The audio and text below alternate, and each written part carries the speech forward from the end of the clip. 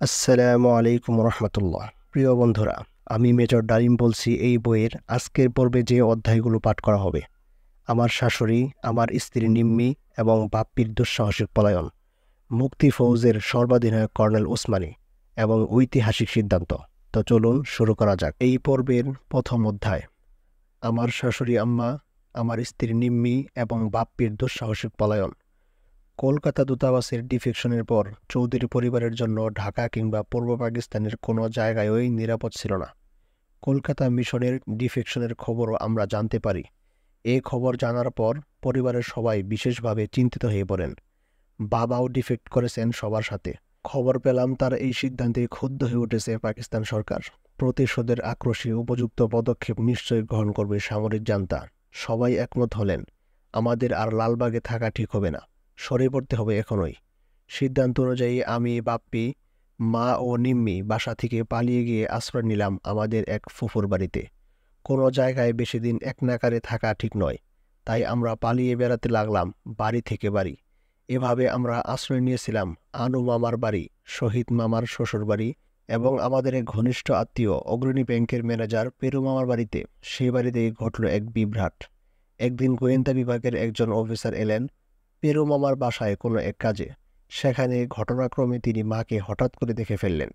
Mrs চৌধুরীকে চিনতে বিন্দুমাত্র কষ্ট হল না তার। সন্দেহপ্রবণ হয়ে ফিরে গেলেন ভদ্রলোক। তিনি জাতীয় গোয়েন্দা বিভাগের সদর দপ্তরে খবরটা পৌঁছে দেন। পরের দিন ওই পেরু মামার বাড়ি ও লালবাগের বাসায় একই সাথে রেড করা হলো আমাদের খোঁজে। কিন্তু ভদ্রলোকের ভাবসাব বুঝে আমরা ভদ্রলোক চলে যাওয়ার সঙ্গে সঙ্গেই পেরু মামার বাড়ি ছেড়ে অন্যত্র চলে যাই। এভাবে আমরা বেঁচে যাই সেই যাত্রায়। এই ঘটনা থেকে পরিষ্কার বোঝা গেল পাকিস্তানি গোয়েন্দা বিভাগ প্রতিশোধ হিংসায় হন্য হয়ে খুঁজে বেড়াচ্ছে আমাদের। বাংলাদেশে আর থাকা সম্ভব নয়, পালিয়ে যেতে হবে সীমান্ত পেরিয়ে। ইতিমধ্যে স্বপন, বদি ওরা সবাই মুক্তিযুদ্ধে যোগ দিয়েছে। আমিও যাব তাদের সাথে। মা আমাকে বাধা দিল, মুক্তিযুদ্ধে যাবে সে তো গর্বের কথা, কিন্তু তার আগে আমাদের কলকাতায় তোমার বাবার কাছে পৌঁছে দেবার দায়িত্ব নিতে হবে তোমাকে। আমাদের পৌঁছে দিয়ে তুমি যুদ্ধে যাবে তার আগে নয়। মার যুক্তিসঙ্গত অনুরোধ উপেক্ষা করার অবকাশ নেই। মা, স্ত্রী এবং বোনদের পালিয়ে যাওয়ার দায়িত্ব যার তার উপর বিশ্বাস করে দিয়ে দেওয়া চলবে না। আমাকেই নিতে হবে এই কঠিন দায়িত্ব। পালাবার পরিকল্পনা প্রণয়নে ব্যস্ত হয়ে পড়ি। ঠিক করা হয় ঢাকা থেকে পালিয়ে যাব নানাবাড়ি নবীনগর। সেখান থেকে সুযোগ মতো কসবা সেক্টর দিয়ে আগারতলায় পাড়ি জমাতে হবে। নবীনগর থেকে কি করে বর্ডার ক্রস করতে হবে সেটা নবীনগর গিয়েই ঠিক করতে হবে অবস্থা বুঝে। আনু মামা, আলতু নানাকে সঙ্গে নিয়ে মা, নিম্মি ও আমি এক রাতে নরসিংদী হয়ে নবীনগর এসে পৌঁছালাম। ঢাকা থেকে নরসিংদীর গাড়িতে, সেখান থেকে লঞ্চে নবীনগর একদম বাড়ির ঘাটে। নবীনগর গ্রামে খানসেনারা তখনও হানা দেয়নি, কিন্তু তবু দলে দলে হিন্দুরা সব বসত বাড়ি ছেড়ে চলে যাচ্ছিল ভারতে। বর্দিনসু নবীনগর গ্রামে খাবারই বিশেষ পরিচিত। বড় আব্বা ও নানা দাপটশালী জমিদার হিসাবে এককালে 10 গ্রামের বিশেষ শ্রদ্ধার পাত্র ছিলেন। বড় আব্বাকে ব্রিটিশ সরকার খেতাব ভূষিত করেছিল। প্রাসাদের মতো জমিদার বাড়ির সামনে জোড়া দুটো দিঘি। নবীনগরের মুক্ত পরিবেশে পৌঁছে সবাই হাফ ছেড়ে বাঁচলাম। আনু মামা 2-1 দিন বিশ্রাম করে ঢাকায় ফিরে গেলেন। তার পুরো পরিবার তখনও রয়েছে সেখানে। খানসেনাদের চোখ ফাঁকি দিয়ে আমরা পালিয়ে আসতে পারায় বাড়ির সবাই মহাখুশি। নবীনগরের শান্ত পরিবেশ এবং প্রকৃতির নির্মল সংস্পর্শে কয়েকদিনেই ভুলে গেলাম ঢাকার দুর্বিষহ দিনগুলোর কথা। 25-26 মার্চ রাতের লোমহর্ষক অভিজ্ঞতা, বাড়ি বাড়ি লুকিয়ে প্রাণ বাঁচাবার বিড়ম্বনা। 27 মার্চ সকালের তিক্ততা সবকিছুই দুঃস্বপ্নের মতো অতীত হয়ে গিয়েছিল আমাদের কাছে। সনাতন দা গ্রামের বাড়ির মুরব্বীদের একজন, পুরনো বিশ্বাস ভাজন আপনজন। বংশানুক্রমে তারা খাবারের জমিদারি তদারকি করে আসছেন। তিনি সব দায়িত্ব নিলেন আমাদের বর্ডার পার করে দেবার। সার্বিক দেখাশোনা ও পালাবার পরিকল্পনার দায়িত্ব নিয়েছিলেন অত্যন্ত বিচক্ষণ ও অসাধারণ বুদ্ধির অধিকারী, সবার অতি আদরের ছোট নানী বেগম আমির আলী খান ও কবির। ছোট নানীর বড় ছেলে হবিগঞ্জের এসডিও জনাব আকবর আলী খান খসরু মামা খান সেনাদের ভয়ঙ্কর সন্ত্রাসের বিরোধিতায় ইতিমধ্যেই বিদ্রোহ ঘোষণা করে প্রতিরোধ সংগ্রাম গড়ে তুলেছিলেন এবং সেই সময় আগারতলায় মুক্তিযোদ্ধাদের সাথে অবস্থান করেছিলেন। ঠিক হলো আগারতলাতে খসরু মামার কাছেই যাব আমরা। একই গ্রামের কলেজ পড়ুয়া ছেলে মোমেন আমাদের গাইড হয়েই সঙ্গে যাবে। সনাতন দা যাত্রার সব বন্দোবস্ত করে দিবেন। অসম্ভব উপস্থিত বুদ্ধির অধিকারী তরুণ যুবক মোমিন অসীম সাহসীও বটে। ইতিমধ্যেই সে কয়েকটি শরণার্থী দলকে আগারতলায় নিজ তদারকিতে পৌঁছে দিয়ে এসেছেন খান সেনাদের বুড়ো আঙ্গুল দেখিয়ে, এবং সেই সময় আগারতলায় মুক্তিযোদ্ধাদের সাথে অবস্থান করছিলেন। ঠিক হলো আগারতলাতে খসরু মামার কাছেই যাব আমরা। একই গ্রামের কলেজ পড়ুয়া ছেলে মুমিন আমাদের গাইড হয়ে সঙ্গে যাবে। সনাতন দা যাত্রার সব বন্দোবস্ত করে দিবেন। অসম্ভব উপস্থিত বুদ্ধির অধিকারী তরুণ যুবক মুমিন অসীম সাহসীও বটে। ইতিমধ্যেই সে কয়েকটি শরণার্থী দলকে আগারতলায় নিজ তদারকিতে পৌঁছে দিয়ে এসেছেন খান সেনাদের বুড়ো আঙ্গুল দেখিয়ে। কসবা সেক্টর দিয়ে আগারতলা পৌঁছানোর চোরা রাস্তাগুলো ওর হাতের মুঠোয়। ঠিক হলো নৌকা যুগে মেঘনা ও তিতাস পাড়ি দিয়ে খরস্রোতা গোমতী নদী বেয়ে কুমিল্লা ব্রাহ্মণবাড়িয়া জিটি রোড পর্যন্ত গিয়ে তারপর পদযাত্রা করব। বর্ডার পার হওয়ার পর পথির মধ্যে পড়বে একটি বড়সড় বাজার। সেখান থেকে ভাড়াটে গাড়িতে আগারতলা। বড় একটা গয়না নৌকা ঠিক করলেন নানি ও সনাতন দা। মাঝি মাল্লারা সবাই অত্যন্ত বিশ্বস্ত।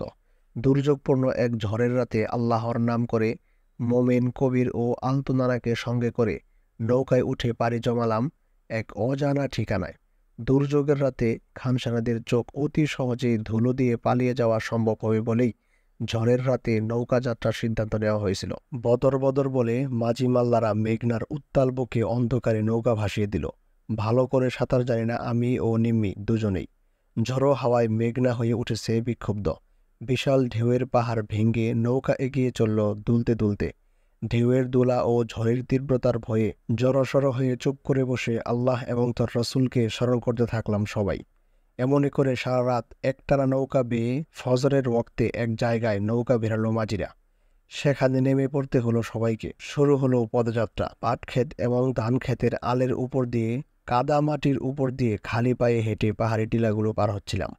পরনে সবার গ্রাম্য লেবাস। দুপুরের আগে জিটি রোডের কাছে পৌঁছে গেলাম আমরা।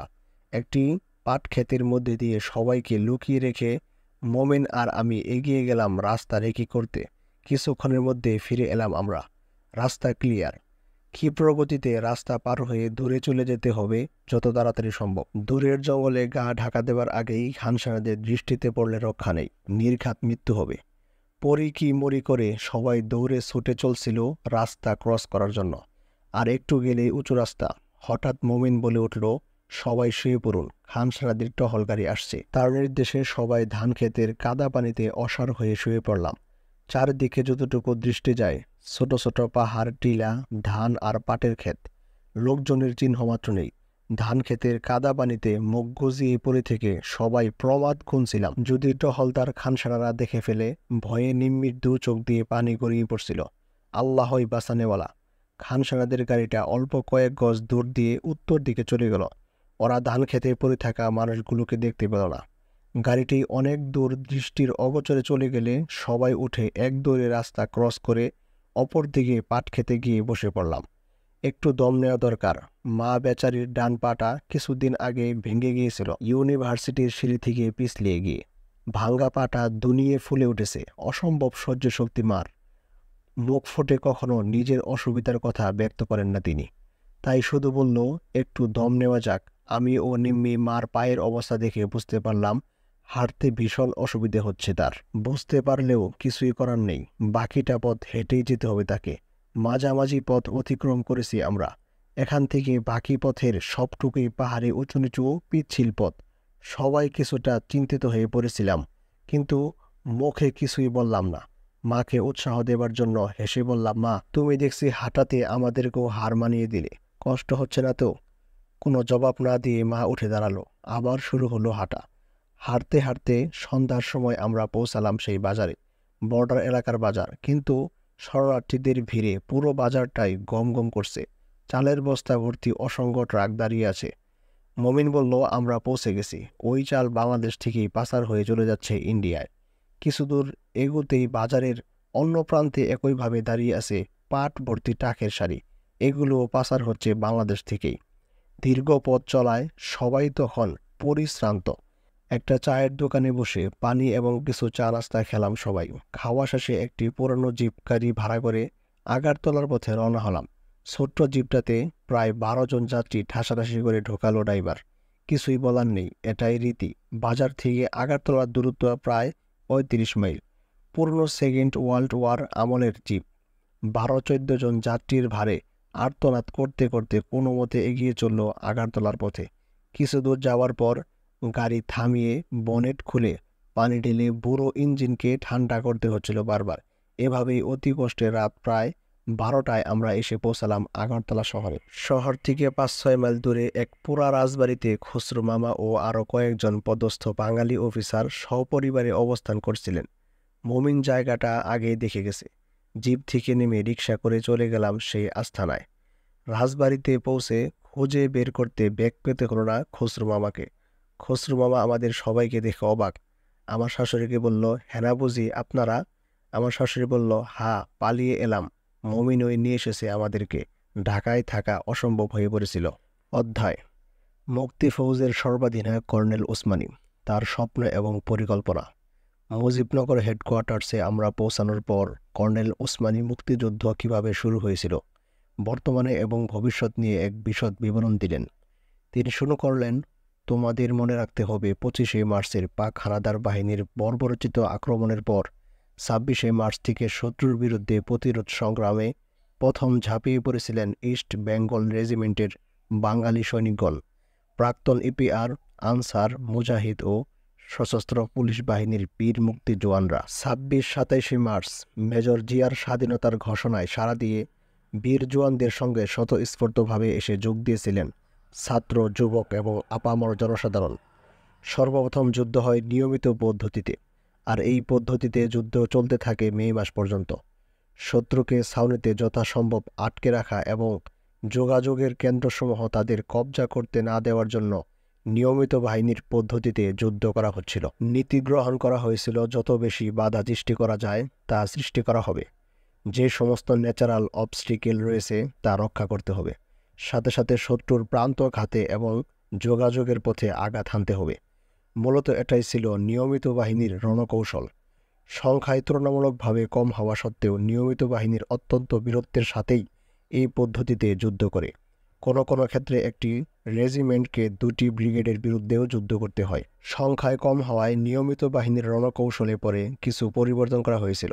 কমান্ডাররা ছোট ছোট পেট্রোল বা ছোট ছোট কোম্পানি প্লাটুনের অংশ দিয়ে শত্রুপক্ষের তুলনামূলক অধিক সংখ্যক সৈন্যকে এনগেজ করে রাখছিলেন। একই সাথে শত্রুর উপর আচমকা হামলাও চালানো হচ্ছিল।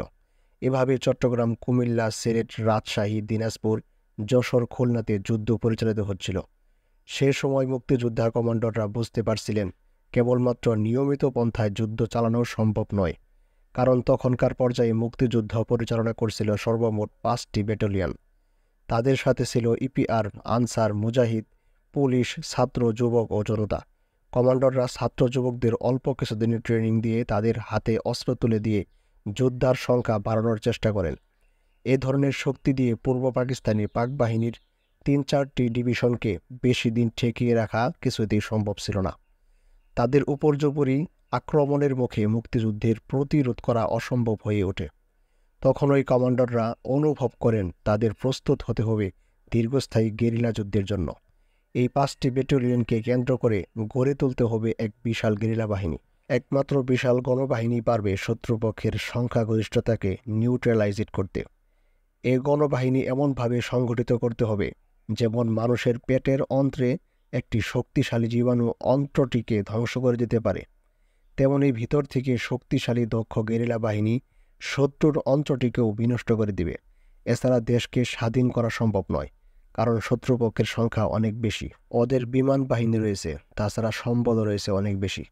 কর্নেল ওসমানের কথা শুনে মনে প্রশ্ন দেখা দিল, 25শে মার্চ রাতে পাক বাহিনী যদি নিরীহ জনগণের উপর পৈশাচিক ভয়ঙ্কর সন্ত্রাসীবাদ না চালাতো, একই সাথে East Bengal Regiment, EPR, Ansar, Mujahid, police এবং অন্যান্য সামরিক ইউনিটগুলোর বাঙালি সদস্যদের উপর হামলা না চালাতো, তবে কি স্বাধীনতা যুদ্ধের সূত্রপাত ঘটত? স্বাধীনতা সংগ্রামে ঝাঁপিয়ে পড়তেন বাঙালি বীর জনতারা? এ ধাঁধার জবাব ঐতিহাসিকরাই আগামীতে খুঁজে বের করবেন, সেই বিশ্বাস নিয়ে এগিয়ে চললাম। কর্নেল ওসমানী বলে চলেছেন, আমার বিশ্বাস, ক্লাসিক্যাল গেরিলা ওয়ারফেয়ার করে দেশ মুক্ত করতে হলে বহুদিন যুদ্ধ করতে হবে এবং ইতিমধ্যে আমাদের দেশ ধ্বংস হয়ে যাবে। আমাদের সবচেয়ে বড় সম্পদ জনসম্পদ, সেটা ধ্বংস হয়ে যাবে। জনাব ওসমানীর কথায় টিপিক্যাল মধ্যবিত্ত সুবিধাবাদী চিন্তাধারা পরিষ্কারভাবে ধরা পড়ল। পৃথিবীর কোনো জাতি তাদের মুক্তি অল্প থেকে পেয়েছেন বলে আমার জানা নেই। যারা হয়তোবা পেয়েছেন তাদের সে স্বাধীনতা অর্থবহ হয়নি।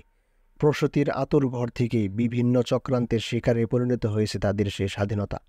ভৌগোলিক স্বাধীনতা অর্জিত হলেও স্বাধীনতার সুফল জাতীয় মুক্তি অর্জন করা সম্ভব হয়নি। নেতৃত্ব পৌঁছে দিতে পারেননি স্বাধীনতার সুফল জনগণের ঘরে ঘরে। অদৃশ্য কলকাঠির নড়াচড়ায় যে সমস্ত দেশ স্বাধীনতা পেয়েছে, সে সমস্ত দেশের পুতুল সরকারগুলোর কাছ থেকে জনগণ পেয়েছে শুধুই বঞ্চনা, প্রতারণা আর দারিদ্র্যের অভিশাপ। আবার কর্নেল উসমানির বক্তব্য শুনতে মনোযোগ দিলাম। যুদ্ধকে স্বল্পস্থায়ী করার জন্য এপ্রিল মাসেই আমার মাথায় একটি প্ল্যান এসেছে। একটি বড় গেরিলা বাহিনী গঠন করে ভিতর থেকেই শত্রুদের উপর আঘাত হানতে হবে এবং পাশাপাশি নিয়মিত বাহিনীর ছোট ছোট ইউনিট অর্থাৎ কোম্পানি বা প্লাটুন দিয়ে শত্রুকে আঘাত করতে হবে এবং বিচ্ছিন্ন হবার জন্য তাদেরকে বাধ্য করতে হবে, যাতে করে কনসেন্ট্রেটেড অবস্থা থেকে তারা ডিসপার্সেড হয়ে যায়। এই বিচ্ছিন্নতার ফলে তাদের সংখ্যাগরিষ্ঠতা অকেজো হয়ে পড়বে। শত্রুপক্ষ ছোট ছোট গ্রুপে নিজেদের কমিটি করতে বাধ্য হবে। তখন গেরিলা পদ্ধতিতে তাদের যোগাযোগের রাস্তা, বেতার সংযোগ, রেইনফোর্সমেন্টের পথ ধ্বংস করে তাদেরকে ছোট ছোট পকেটে আইসোলেটেড করে চরম আঘাতে তাদের ধ্বংস করতে হবে। এজন্য আমার নিয়মিত বাহিনীরও প্রয়োজন রয়েছে। আমার এই পরিকল্পনা অনুযায়ী ডিটেলস প্ল্যান ইতিমধ্যে অস্থায়ী সরকার এবং মিত্রদের কাছে পেশ করেছি। তাতে আমি উল্লেখ করেছি কমপক্ষে 2 লাখের মতো গেরিলা বাহিনী এবং 25,000-এর মতো নিয়মিত বাহিনী গড়ে তুলতে হবে। সীমান্তবর্তী বিভিন্ন অঞ্চলে কমান্ডারদের অধীনে যে সমস্ত মুক্তি ফৌজ রয়েছে তাদের ছাড়া এই ন্যূনতম শক্তি আমাকে অবশ্যই গড়ে তোলার অনুমতি দিতে হবে। বর্তমানে মুক্তিবাহিনীর মধ্যে রয়েছে East Bengal Regiment, EPR Ansar, Mujahid, police বাহিনীর সদস্যগণ। তাদের আমি বলি নিয়মিত বাহিনী। সদ্য ট্রেনিংপ্রাপ্ত ছাত্র যুবকদের বলি অনিয়মিত বাহিনী। ভারতীয়রা তাদের বলেন এফএফ অর্থাৎ ফ্রিডম ফাইটার্স। আমার মতে পরীক্ষিত যোগ্য মুক্তিযোদ্ধা ও তাদের সাথে নতুন রিক্রুটেড বীর জওয়ানদের ট্রেনিং দিয়ে 3টি নিয়মিত ইনফ্যান্ট্রি ব্রিগেড গঠন করার পরিকল্পনা নিতে হবে। নিয়মিত বাহিনীর বাকি সদস্যরা সেক্টর ট্রুপস হিসাবে স্থানীয় কমান্ডারদের অধীনে থাকবে। তাদের মূল দায়িত্ব হবে গেরিলাদের জন্য বেস তৈরি করে তাদের ট্রেনিং দেওয়া এবং দেশের ভিতর ছোট ছোট গ্রুপে তাদের ইনড্রাগ করা। গেরিলাদের অপারেশন কোঅর্ডিনেট করার দায়িত্ব থাকবে সেক্টর কমান্ডারদের উপর। সেক্টর কমান্ডারদের সাহায্যের জন্য গেরিলা অ্যাডভাইজার নিয়োগ দেওয়া হবে। সমগ্র বাংলাদেশ রণাঙ্গনকে তিনি 11টি সেক্টরে ভাগ করার সিদ্ধান্ত নিয়েছেন। সেক্টরের তত্ত্বাবধানের দায়িত্বে থাকবেন একজন সেক্টর কমান্ডার। সেক্টরগুলোর হেডকোয়ার্টার স্থাপিত হবে বাংলাদেশের ভিতর মুক্ত অঞ্চলে। সেক্টরগুলো হবে গেরিলা যুদ্ধের মূল ভিত্তি, কারণ বাংলাদেশের মতো এত বড় একটা থিয়েটার অর্থাৎ দেশব্যাপী রণক্ষেত্রে রয়েছে অসংখ্য নদীনালা এবং ব্যাপক দূরত্ব। কেন্দ্রীয়ভাবে দৈনন্দিন যুদ্ধ পরিচালনা করার জন্য যে মুক্ত সামরিক সদর দফতর ও উপযুক্ত সামরিক অফিসার এবং স্টাফ, যোগাযোগ ব্যবস্থা, সম্পদ ও সংগতির প্রয়োজন তা সংগ্রহ করা সম্ভব নয়। আমার থাকবে 10 জন অফিসার বিশিষ্ট একজন ক্ষুদ্র সশস্ত্র বাহিনী হেডকোয়ার্টার্স। এত বড় একটা বিরাট অঞ্চলব্যাপী সামগ্রিক যুদ্ধে একটি মাত্র কেন্দ্র থেকে দৈনন্দিন আদেশ নির্দেশ প্রেরণ করা ও সে অনুযায়ী যুদ্ধ পরিচালনা করা শুধু অসম্ভবই নয়, অবাস্তব বটে। তাই আমি আমার কমান্ডারদের কাছে আমাদের জাতীয় লক্ষ্য, আমাদের রাজনৈতিক ও সামরিক বিবেচ্য বিষয়ের সঠিক মূল্যায়ন এবং শত্রুর বিরুদ্ধে আমাদের কার্যক্রমের কোন কোন পথ উন্মুক্ত রয়েছে ইত্যাদি বিষয়ে সঠিক চিত্র তুলে ধরার জন্য যথাশীঘ্র সম্ভব সেক্টর কমান্ডারদের একটি জরুরি বৈঠক তলব করার চিন্তা ভাবনা করছি। জাতীয় লক্ষ্য আমাদের বাহিনীর করণীয়, বিভিন্ন সেক্টরের কার্যক্রমের সমন্বয় সাধন এবং সাংগঠনিক ও যুদ্ধ পরিচালনার নীতি নির্দেশ জারি করার দায়িত্ব হবে আমার হেডকোয়ার্টার্সের। আমাদের নির্দেশ পরিপ্রেক্ষিতে প্রত্যেক সেক্টর কমান্ডারদের নীতি নির্ধারণ ও স্থানীয়ভাবে তাদের দৈনন্দিন যুদ্ধ পরিচালনার ব্যাপারে সিদ্ধান্ত গ্রহণের পূর্ব ক্ষমতা থাকবে। সেক্টর কমান্ডারদের সাথে লিয়াজু অফিসার এবং মুক্তিযোদ্ধাদের মাধ্যমে যোগাযোগ রক্ষা করে চলার ইচ্ছা রয়েছে আমার। এছাড়া আমার কমান্ডারদের সাথে প্রত্যক্ষ যোগাযোগ রক্ষা এবং যুদ্ধের অবস্থা সম্পর্কে সরাসরি অভিজ্ঞতা লাভের জন্য আমি এক সেক্টর থেকে অন্য সেক্টর যাতায়াত করব প্রয়োজনে। কর্নেল উসমানের যুদ্ধ প্রস্তুতির বিশদ বিবরণ আমরা 3 জনে মনোযোগ দিয়ে শুনলাম। তার বক্তব্যে সামরিক প্রস্তুতির বিশদ বিবরণ থাকলেও মুক্তিযুদ্ধের মূল বিষয় তথা রাজনৈতিক দিকটির সম্পর্কে তেমন কিছুই বললেন না তিনি। যে কোনো জাতির মুক্তি সংগ্রামকে সশস্ত্র গেরিলা যুদ্ধের মাধ্যমে সফল করে তোলার জন্য রাজনৈতিক আদর্শ ও নেতৃত্বের ভূমিকা মুখ্য। জনগণকে সাথে নিয়েই সংগঠিত করা হয় গেরিলা যুদ্ধ।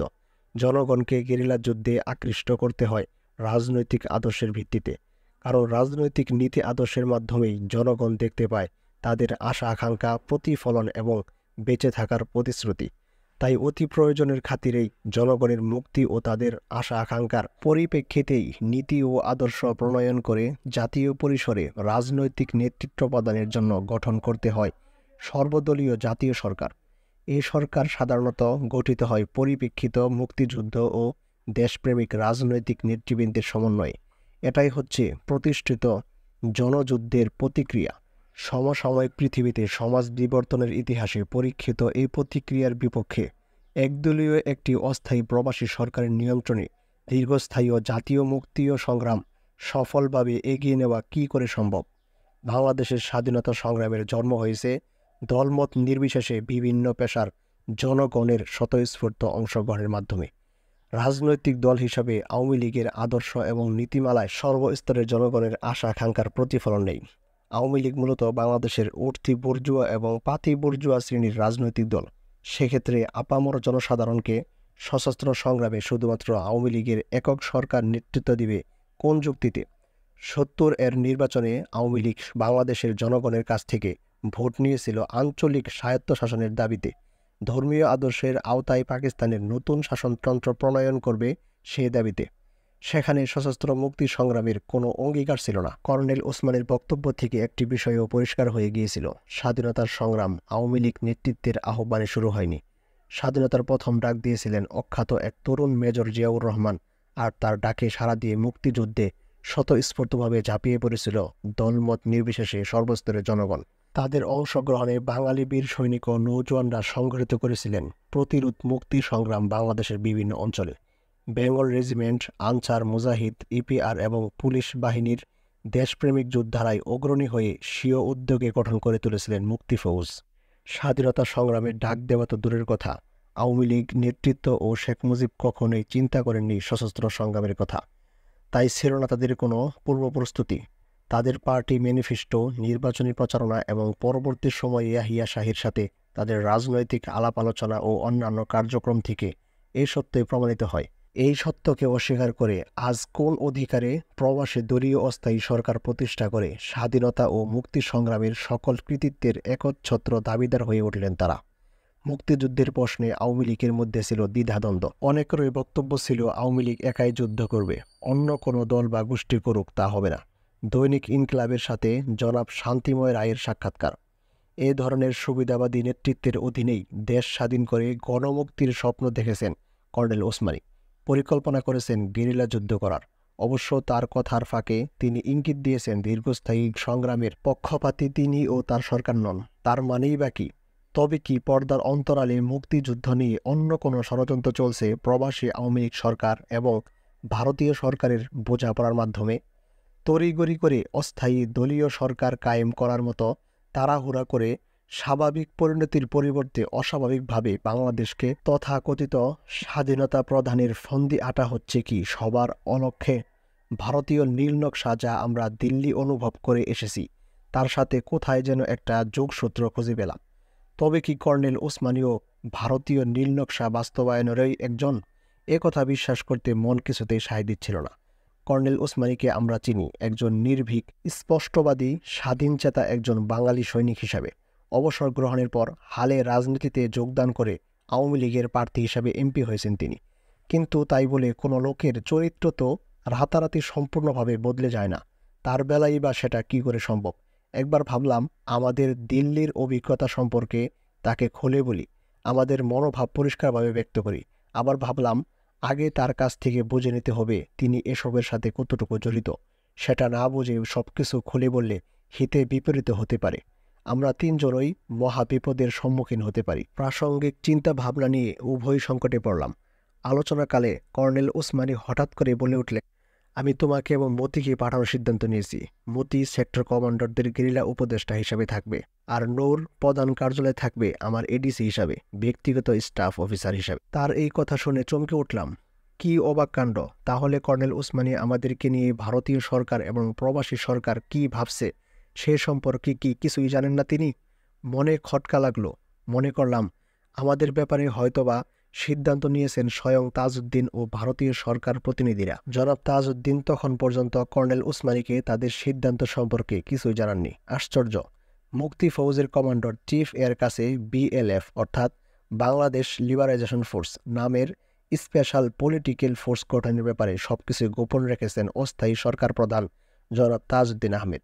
তার মানে এ ব্যাপারে কর্নেল ওসমানীকেও বিশ্বাস করেননি ভারত এবং আওয়ামী লীগ সরকার। মনে আশার সঞ্চার হলো, কর্নেল ওসমানী নীল নকশার বাস্তবায়নকারীদের মধ্যে একজন নয়। নিশ্চিত হলাম তাকে বিশ্বাস করে সবকিছু বলা যায়। বেচারা কর্নেল ওসমানী, তাকে সাইড ট্র্যাক করে ইতিমধ্যে অন্য খেলা শুরু হয়ে গেছে, অথচ তিনি তার কিছুই জানেন না।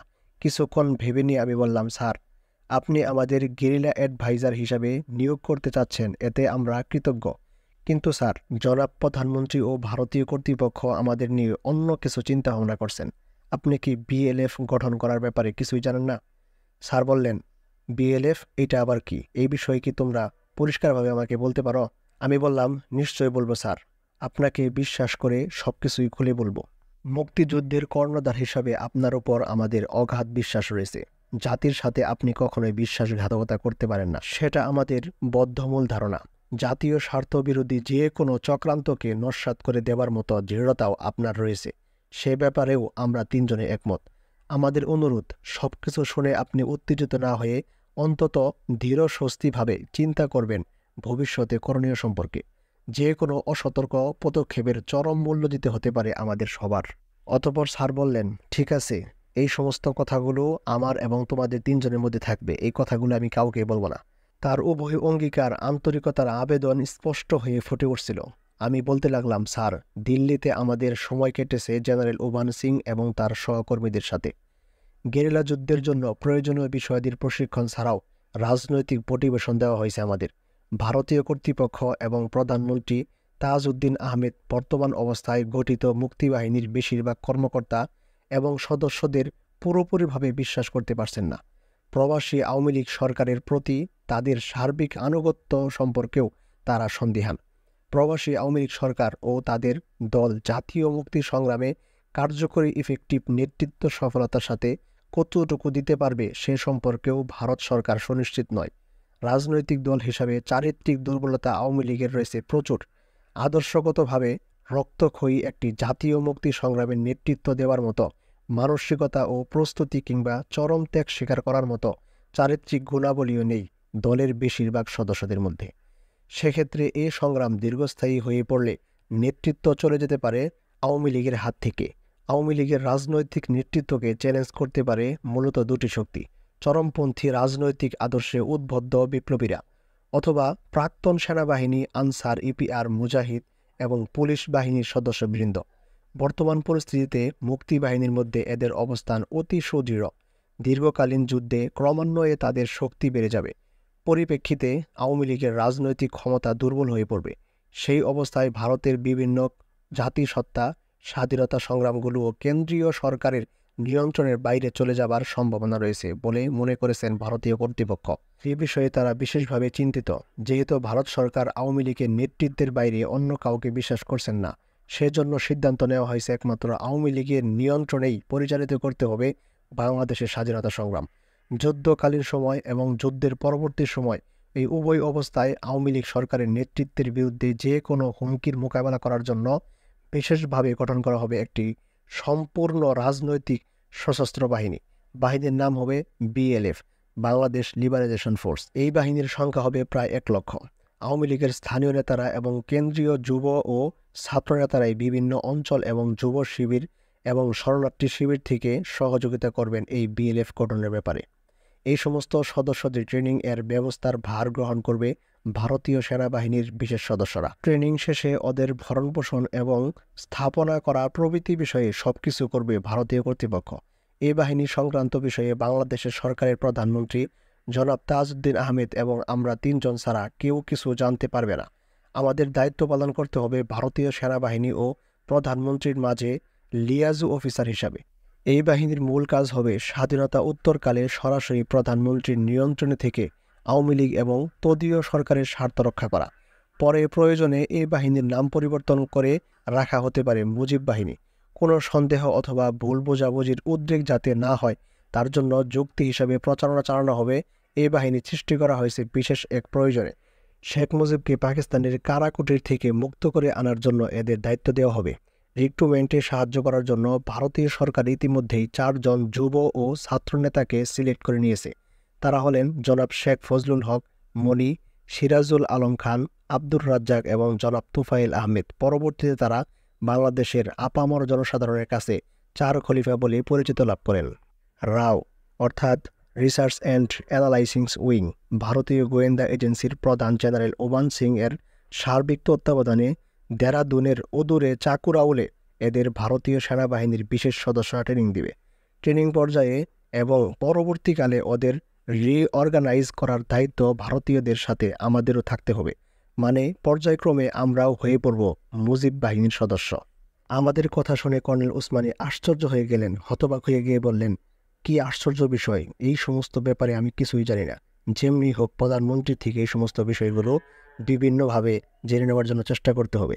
আমি বললাম, অবশ্যই তা আপনাকে জানতে হবে, তবে সেটা করতে হবে বিশেষ সতর্কতার সাথে, কেননা এটা অত্যন্ত সেন্সিটিভ ব্যাপার, তাই বুঝে শুনে কথা বলতে হবে আপনাকে। জনাব তাজউদ্দিনের সাথে আপনার আলাপের পরই না হয় আমরা সিদ্ধান্ত নিব কি করা যায়। সেই দিনের মতো আমাদের একান্ত বৈঠক শেষ হলো। কর্নেল ওসমানী শুভরাত্রি জানিয়ে চলে গেলেন। আমরা তার ঘরের অপর প্রান্তে মেঝোতে বিছানা পেতে 3 জনে শুয়ে পড়লাম। পরের দিন সকালে কর্নেল উসমানী জনাব তাজউদ্দিনের কাছে গিয়ে গত রাতের আলোচনা সম্পর্কে আলাপ করে ফিরে এসে জানালেন, প্রধানমন্ত্রী এ ব্যাপারে কিছুই জানেন না। এটা কিভাবে সম্ভব? দিল্লিতে আমাদের বলা হয়েছে অস্থায়ী সরকারের প্রধানমন্ত্রী এই ব্যাপারে সবকিছুই জানেন। অতঃপর স্যার বললেন, না ছেলেরা, সে আমার মতোই অন্ধকারে আছে এবং আমি মনে করি না সে তোমাদেরকে মিথ্যা বলছে। এই ব্যাপারে ভারতীয় কর্তৃপক্ষ থেকে তিনি যতটুকু সম্ভব জানার জন্য চেষ্টা করবেন। হয়তোবা তিনি চেষ্টা করে কিছু জানতে পারছেন, কিন্তু কাউকে প্রকাশ করছেন না। তোমরাও যদি আরও কোনো তথ্য সংগ্রহ করতে পারো তবে আমাকে জানাবে। প্রধানমন্ত্রী এই ন্যাক্কারজনক বিষয়ে সবকিছুই জানতে চান। পরিকল্পনা কতটুক পর্যন্ত এগিয়েছে তোমাদের ব্যক্তিগত কার্যক্রম সম্পর্কে ভেবেচিন্তে আমাকে জানিও তোমরা কি করবে, বললেন তিনি। এখানে পাঠকদের জ্ঞাতার্থে বিএলএফ পরবর্তীকালে মুজিব বাহিনী গঠন এবং ভারতীয় গোয়েন্দা সংস্থা রাও সম্পর্কে জেনারেল আরোরার মন্তব্য তুলে ধরা হলো। মুজিব বাহিনী এমন এক বাহিনী যা মুক্তি বাহিনী থেকে একেবারেই আলাদা। আমি এই বাহিনী সম্পর্কে কিছুই জানতাম না। একদল ছাত্র যারা নির্বাচনের সময় মুজিবের সাথে ঘনিষ্ঠভাবে কাজ করেছে, তারা অর্থাৎ আওয়ামী লীগের এই তরুণ অংশ আমাদের ইন্টেলিজেন্সকে জানায় তারাই মুজিবের প্রকৃত সমর্থক। তাদের ট্রেনিং দিয়ে পাঠালে তারা মুক্তিযোদ্ধাদের চেয়ে ভালো যুদ্ধ করতে পারবে। এ ব্যাপারে আমি কিছুই জানতাম না। তবে মুক্তি বাহিনীর সাথে যখন তাদের গোলমাল হয় তখন প্রবাসী সরকার অর্থাৎ তাজউদ্দিনের সরকার এই বাহিনী সম্পর্কে আমার কাছে জানতে চায়। আমি আমাদের চিফ অফ স্টাফ জেনারেল মালিক শাহকে এ ব্যাপারে জানাতে বলি। তিনি আমাকে জানান যে ভারতীয় গোয়েন্দা সংস্থা রাও এই বাহিনী গড়ে তুলেছে। এই বাহিনী নিয়ে সমস্যা যখন বাড়তেই থাকে তখন দুর্গা প্রসাদ ধর, ইন্দিরা গান্ধীর তৎকালীন মুখ্য সচিব, আমাকে জানালেন মুজিব বাহিনীর ব্যাপারটা বাংলাদেশ সরকারকে না জানানোর কোনো বিশেষ সিদ্ধান্ত নেই। ব্যাপারটা পরিস্থিতির জন্যই বর্তমানে গোপন রাখা হয়েছে মাত্র। এই তথ্যটি বাংলাদেশ যুদ্ধের স্মৃতিচারণ শিরোনামে নিখিল চক্রবর্তীর প্রদত্ত সাক্ষাৎকার থেকে নেওয়া। এই সাক্ষাৎকারের বিবরণ থেকে বোঝা যায় প্রধানমন্ত্রী তাজউদ্দিনকে সত্যি ভারত সরকার এবং রাও এই বাহিনীর গঠনের ব্যাপারে অন্ধকারে রেখেছিল নিজেদের স্বার্থে। অধ্যায় ঐতিহাসিক সিদ্ধান্ত। জাতির সাথে বেইমানি করে এর হাতে বরে হতে মন আমাদের বিদ্রোহী হয়ে উঠল। আমরা আমাদের সিদ্ধান্ত কর্নেল উসমানীকে জানিয়ে দিলাম। ভারতীয় নীলনকশার সঙ্গে সরাসরিভাবে জড়িয়ে পড়তে চাই না আমরা। রাজনৈতিক একটি দলের স্বার্থ রক্ষা করার জন্য গঠিত ঠ্যাঙ্গার বাহিনীর নেতা হওয়ার খাহিশ নেই আমাদের 3 জনের একজনেরও। আমরা এত দূর থেকে জীবনের ঝুঁকি নিয়ে এসেছি অন্য মুক্তিযোদ্ধাদের সাথে কাঁধে কাঁধ মিলিয়ে মুক্তিযুদ্ধে যোগদান করার জন্য। স্বাধীনতা সংগ্রামী মুক্তিযোদ্ধা হিসাবেই যুদ্ধ করব আমরা। কর্নেল উসমানীর সাজেশন অনুযায়ী গেরিলা অ্যাডভাইজার হয়ে সেক্টর কমান্ডারদের সাহায্য করে মুক্তি ফৌজ অর্থাৎ অনিয়মিত বাহিনী গঠন করার দায়িত্ব নিয়ে তখনই কাজে যোগদানের সিদ্ধান্ত জানালাম আমরা। কর্নেল উসমানী আমাদের জবাবে খুশি হলেন, কিন্তু প্রশ্ন দেখা দিল ভারতীয় কর্তৃপক্ষকে কি বলা যায়। তারা যদি জানতে পারে আমরা ইচ্ছাকৃতভাবেই তাদের ইচ্ছার বিরোধিতা করেছি, তবে অবস্থা গুরুতর হয়ে উঠবে। অনেক চিন্তা ভাবনা করে কর্নেল ওসমানী ঠিক করলেন, যদি প্রশ্ন ওঠে তবে ভারতীয় কর্তৃপক্ষকে তিনি বলবেন বিএলএফ কিংবা মুজিব বাহিনীর মতো রাজনৈতিক একটি বাহিনী তৈরি করার দায়িত্ব সার্বিকভাবে থাকা উচিত রাজনৈতিকভাবে সচেতন পরীক্ষিত ব্যক্তিদের হাতে। প্রধানমন্ত্রী এবং তার মতে আমাদের তিনজনের একজনেরও সে ধরনের রাজনৈতিক ওরিয়েন্টেশন অথবা কমিটমেন্ট কোনোটি নেই। তাছাড়া গুরুত্বপূর্ণ নিয়োগের জন্য আমরাও উপযুক্ত নই। আরও কিছু রাজনৈতিক সচেতন ব্যক্তি এই ধরনের একটি অত্যন্ত রাজনৈতিক শক্তির নেতৃত্ব খুঁজে বের করতে হবে। সময় মতো তাদের এই যুক্তি ভারতীয় কর্তৃপক্ষ মেনে নিয়েছিলেন। ফলে 4 খলিফাকেই দায়িত্ব নিতে হয়েছিল ভারতীয় বাহিনীর সহায়তায় বিএলএফ তথা মুজিব বাহিনী গড়ার। আমরা মুক্তি পেয়েছিলাম রাহুগ্রাস থেকে। আমাকে guerrilla adviser to the sector commander হিসেবে 8 নং এবং 9 নং সেক্টরে পোস্টিং অর্ডার ইস্যু করে দেন কর্নেল ওসমানী। মতিকেও একই দায়িত্ব দেওয়া হলো 10 নং এবং 11 নং সেক্টরে। নূরের সব যুক্তিকে খণ্ডন করে প্রায় জোর করেই তাকে কর্নেল ওসমানীর পার্সোনাল স্টাফ অফিসার হিসেবে নিয়োজিত করেন। বাংলাদেশের স্বাধীনতা সংগ্রামের জন্মলগ্ন থেকেই আওয়ামী লীগের অভ্যন্তরীণ কলহকে কেন্দ্র করে বহুমুখীর চক্রান্তের সূচনা ঘটে। প্রিয় বন্ধুরা, আজকের পর্ব এখানেই শেষ করছি। আশা করি আমি মেজর ডালিম বলছি বইটির এই পর্ব আপনাদের কাছে ভালো লেগেছে। আপনারা যদি আমার গল্পটি উপভোগ করে থাকেন তাহলে অবশ্যই লাইক দিয়ে জানান, আপনার মতামত কমেন্টে লিখুন এবং আপনার বন্ধু ও পরিবারের সাথে ভিডিওটি শেয়ার করুন। এই বইটির আরও অনেক পর্ব আসছে, তাই চ্যানেলটি সাবস্ক্রাইব করে বেল আইকনটি ক্লিক করতে ভুলবেন না। তাতে নতুন পর্ব আপলোড করা মাত্রই আপনার কাছে নোটিফিকেশনটি চলে আসবে। আজকের মতো এখানে বিদায় নিচ্ছি। আপনাদের সাথে পরবর্তী পর্বে আবারও দেখা হবে। ততক্ষণ পর্যন্ত নিজের ও পরিবারের খেয়াল রাখুন এবং AI মাদ্রাসার সাথেই থাকুন। ধন্যবাদ সবাইকে। আসসালামু আলাইকুম ওয়া রাহমাতুল্লাহ।